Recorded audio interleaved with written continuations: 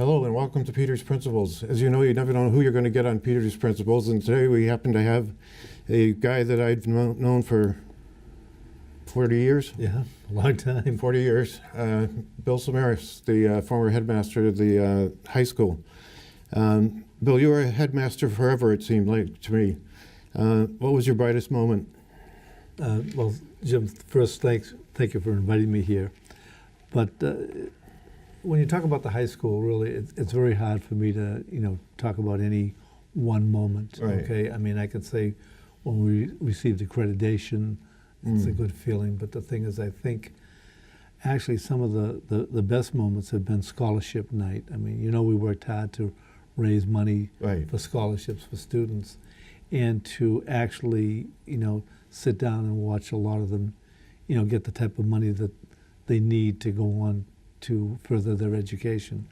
But I just enjoyed Lowell High School, and I enjoyed the students a lot. If I miss anything about the high school, I mean, sometimes you don't miss the politics, you don't miss some of the things that had to be done to make sure it ran. But the thing is, I really do miss the students. I mean, because in a sense they kept me going, and but I really enjoy meeting many of them on the street. I mean, they'll come up to me and they'll say, "How are you doing?" They'll ask me how I'm doing, and they like to talk about what they're doing, the schools that they graduated from, or the jobs that they have, or how many children that they have. Do they really? Oh yeah. Yeah. Yeah.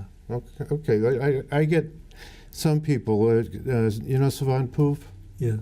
Okay, Savant Poov is the head of the CMAA, Cambodian I'm on the board. Mutual Assistance. Oh, are you? Yes. Okay. Then he refuses to call me anything but Mr. Peters. Oh, I mean that's something. I'll meet many of them who are now much older. Right. Okay, because it seemed I was there for a long time. But the thing is, they're in the 30s and the 40s, and the thing is, it's still Mr. Samaras, and I'll say, no, it's Bill.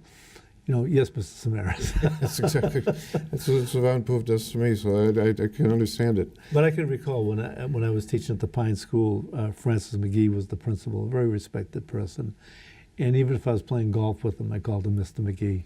Yeah, I remember Mr. Garside. Yeah. It was always Mr. Garside. Yeah, that's just the way it is. He kept saying, "Call me Carl," and I said, "I can't. Can't do it. Can't It's hard." That's the tough part of running into a former student is what they call you. I was just curious about this because this is on my mind quite often. Are you worried about funding for the National Park Service if Trump is elected as a Republican? I don't think so. I don't think so. I mean, really, whether it's Republican Party, Democratic Party, the Park Service is an integral part of life, quality of life for this country. I mean, because the parks, our national parks, outdoor parks, our urban parks, they offer so much. They offer history. They offer a place to go, a safe place to go for our families. And I just could not see any party doing anything to cut the funding. Sometimes they slow the funding down, but if anything, I went to the national park in the Lowell Heritage Partnership program last night, in which they gave out awards to people like the Cow, Martha Mayo, Oh, good. Wind Company, for their work in restoration. And it's very encouraging because, I mean, what you saw last night, a lot of people that support the national park, that live in Lowell, that help the programs with the national park, that want to see the national park successful. In the national park, I mean, if you think about the Lowell National Park and what Paul Songus did for Lowell and Pat Mogan, it's over $100 million investment, just, created by the national park for private investments. I mean, that's just what. Well, without the national park, we wouldn't have such interest by the university and the Middlesex Community College, right? That's right. That's right. So it's very important whether it's right now presumptive, Donald Trump, Mrs. Hillary Clinton. I mean, Mrs. Clinton. Neither one should be part of anything that would hurt the National Park Service. I'm just curious because I know that Teddy Roosevelt was the one who started the National Yes. Park Service. And Teddy Roosevelt was instrumental in, somebody came up to him and said, well, Mr. Roosevelt, you want to start a park? And he said, yes, I want to make all these areas in the parks, Yosemite and Yeah. the Grand Canyon, et cetera. And he said to them, well, how do I go about doing it? It's not going to pass Congress. And somebody said, well, just write out an executive order. Yeah. So that's what he did. Yeah. He started the whole thing with an executive order. And it's one way to... Well, the thing is, I think people, really have to credit Teddy Roosevelt more. I mean, he was far thinking in many areas, and this, of course, was one of them. And I think a lot of people know about the teddy bear, about his hunting trip in which they had set up a bear for him to shoot, and he saw it as just a cub, and he wasn't going to be part of that type of thing. And they started naming the teddy bear. I mean, I think it was a decent man that did something wonderful for this country, because some of the areas that he protected would have been obviously taken over by private interests. I'm just pleased that he's on the in the South Dakota monument. I wanted to ask you, have you ever been on a National Park Service tour? Yes. Did you enjoy it?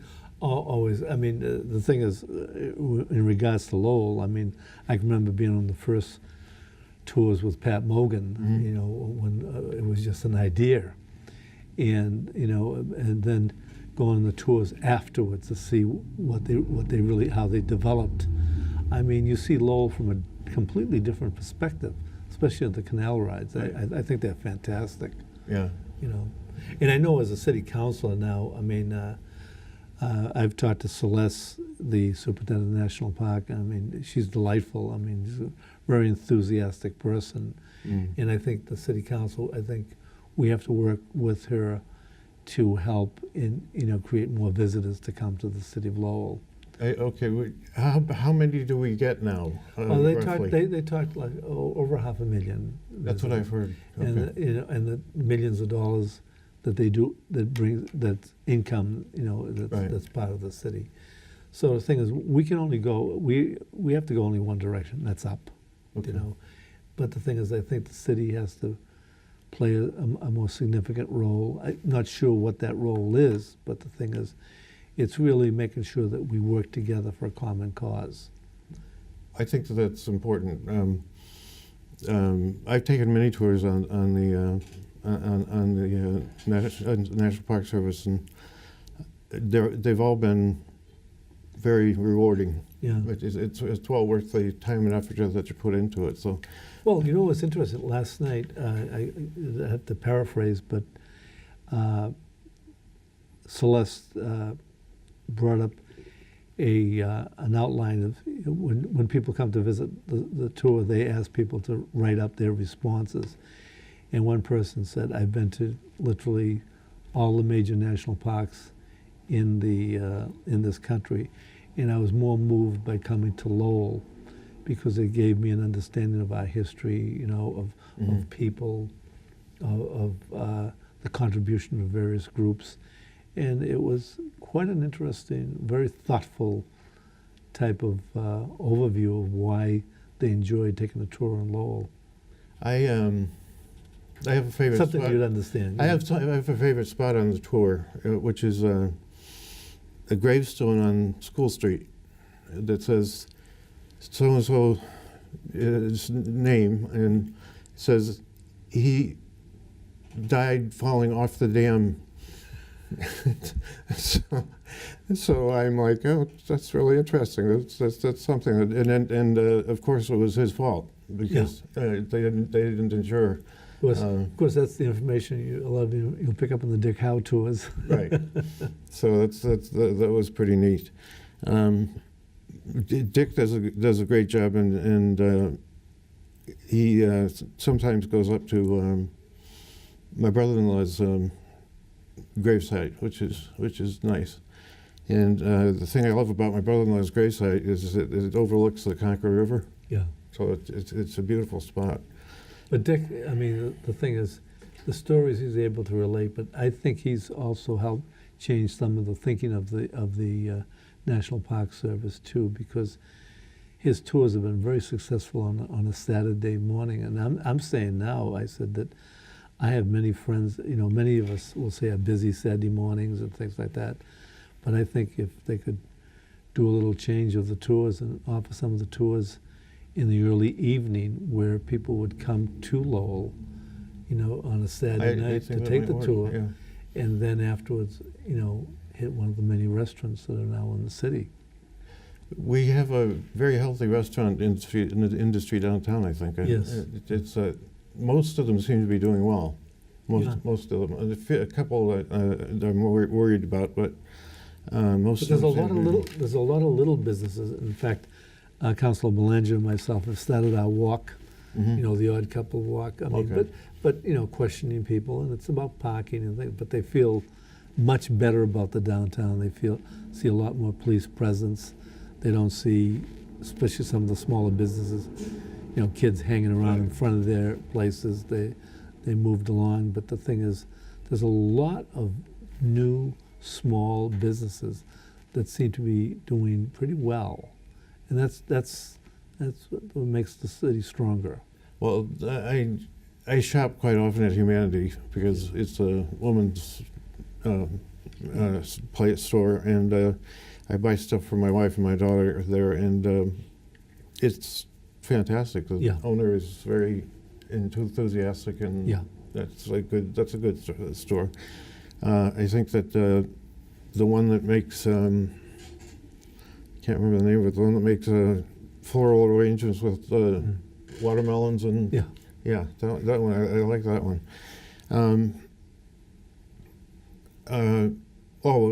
I just wanted to. This is kind of a statement more than a question, but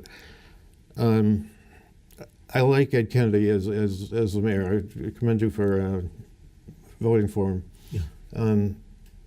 Obviously, you do too, and I was just wondering what goes into your assessment. Well, the thing is, you know, as I stated, I mean, you had two good candidates, but the thing is, I do believe that, you know, many of us as a city council, you know, would like to have the position as mayor of the city to help represent the city.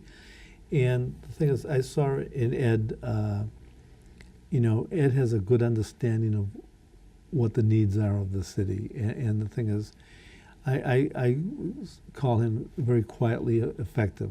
You know, he doesn't grandstand on anything. He just addresses the issue. It doesn't Right. like the issue. We've raised the issue of the Rourke Bridge, Right. and he made sure Wednesday night that he was at the DOT presentation in Andover, Right. and to talk about why the Rourke Bridge is so important to the actually economic welfare of that area, and for the health of, people. You know, if you live in the Highlands, don't have a heart attack at 5 o'clock and expect to go to Lowell General. It might be quicker to drive down to the Leahy Clinic. That's how That's much true. traffic it is. You know? That's very true, because I do I have a couple of health problems, and I do go down to the Leahy Clinic, Yeah. and I can make it in 15 minutes. Yeah, And it takes me longer than that to go to Lowell General. So yeah. yeah, I can see what your point. You know, It's a good point. and these are things. But Ed is strong into quality of life issues with the city, and with his background in real estate too, and with the many successes we're having with these companies that want to stay in Lowell. Mhm. He's got a good business understanding of that, and that was one of the reasons why I thought Ed would be very good for the position. I think particular he's point. Yeah, I think he's been great. He's very much into STEM, Yeah, yeah. which is the and you understand it. I understand that, right? Basically, that is a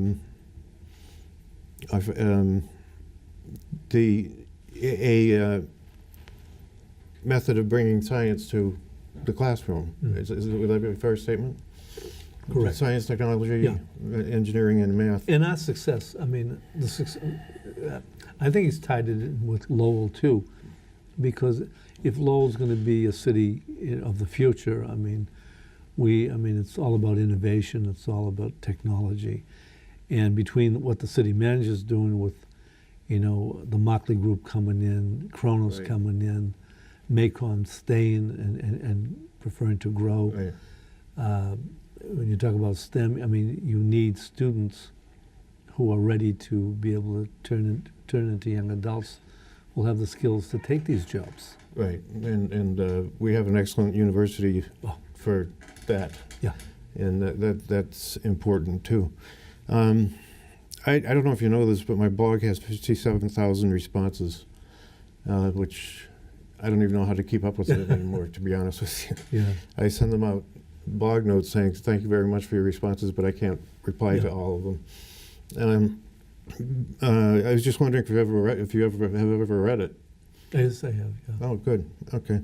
Most of it's on Lowell's educational history, and it's funny how many people respond to from California to. Well, that's it. I mean, the one thing I found, especially when we went into the fundraising to raise scholarship money, we started to get remarks from all over the country. I mean, because there's something about going to Lowell High School that people maintain that love for the school.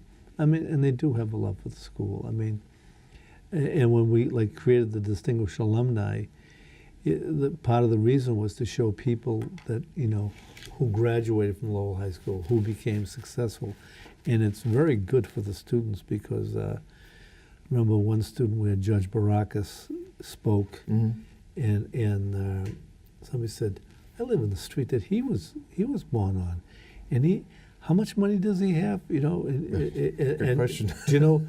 And he made all that money, and he graduated from Lowell High School.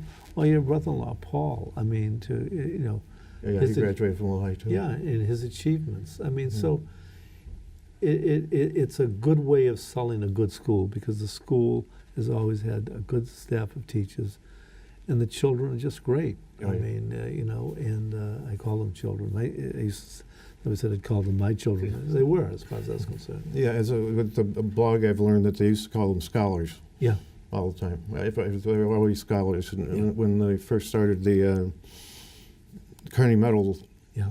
thing, they were called scholars. Yeah. And, But if you think, you brought up the Carney Medal, and I don't talk about history. I mean, the Carney Medal shows the movement of various ethnic groups coming into the city. From at first the Carney Medal scholars were all Yankee names. Right. Then the Irish, the French, the Polish, the Greek, Jewish. Now right. Various Latino groups, Cambodia. India. I mean, so that the Carney Medal Board is just a wonderful history of Lowell and the success of the different immigrant groups coming in. I'd like to spend a little time on something that you brought up. But I want to wish you a good Friday the 13th first. Okay. I should stay home.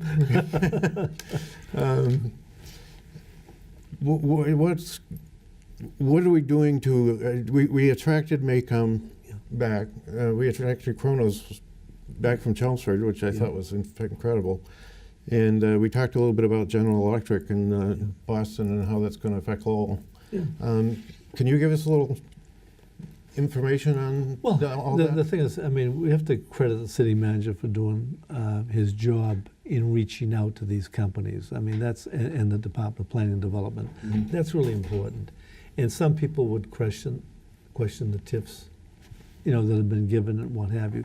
The only way you're going to have a lot of these companies come either back to Lowell or remain in Lowell if some type of arrangement can be made. But the thing is, these TIFs have been such where Lowell is not losing and its future is so bright because these companies are in. Right. People, talked about General Electric and how much money the state gave them in the sense of, considerations in Boston Mhm. to move in. But General Electric is going to change the landscape of Boston, Right. that whole area. And companies like Kronos, Macon, the Mockley Group, they're changing Lowell because the thing is, and they all just didn't come in because of the tax TIF. What they're all saying, though, too, is they came in because of the University of Lowell, because of the research. And Macon, they're planning to develop an industrial park. They've where they, expanded to Pawtuckaville, right? Yes, I mean, but where they are in Chelmsford Street, it's going to be a park right there with their new $14 million building. And they're looking at creating 50, 60 more jobs. And what's interesting, as I was telling you at the beginning of the show, I went into one area and met a couple of my former students, and delightful, very bright young ladies, okay? And they're looking, they said, how do we, this are some great jobs there, how do we do that, and said, just use that approach, just contact the companies and apply. And these are young, and what I was pleased by, these are former students, they're bright, they're articulate, okay, and what they're actually saying to me is this is an opportunity for them to get a good job and stay in Lowell. Right. Because these are the type of kids that, we want to stay in Lowell. Well, I'm a strong believer in staying in Lowell. So obviously I've been here for 40-some years. So Yeah. It's But the Rangers, they represent every ethnic group, right. and so and what I found from every ethnic group is they all want the same thing for their children: opportunity. Right. And Lowell gives them that. Yeah, I mean, we're now starting, but I would say we're starting to offer now more opportunity. I mean, some Right. really nice jobs. Right. But a job at Megacom, Kronos, or GE would be Yeah. quite a crown in your Yes. personal Yeah. feathers. But one question I've always wanted to ask somebody is, what does Kronos make? Kronos, well, they were talking about, making scales and, measurement devices, but they've really become a company that really, they go into major companies and help them develop their product lines in a more efficient fashion. It's almost like efficiency experts. Okay. They can turn major companies around. They have the type of equipment that you have 1,000 people on your books that work for you, but it's the management of the overtime for those people.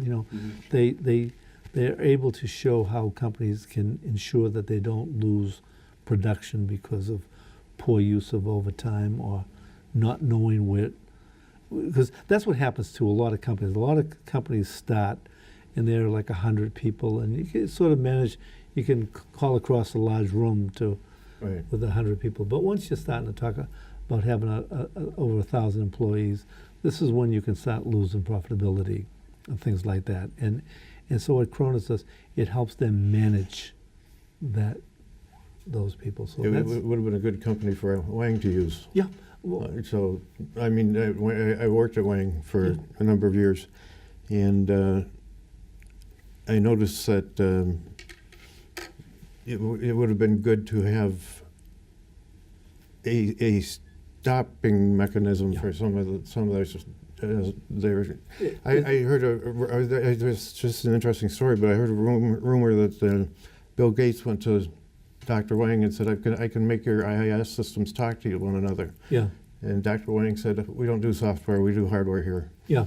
And Wang would have been the company, the Microsoft company, Absolutely. for $5 million. Yeah, absolutely. But that's what I mean. That's a That's good what Kronos doing? that's a good example. Yeah, Okay. they're that type of company.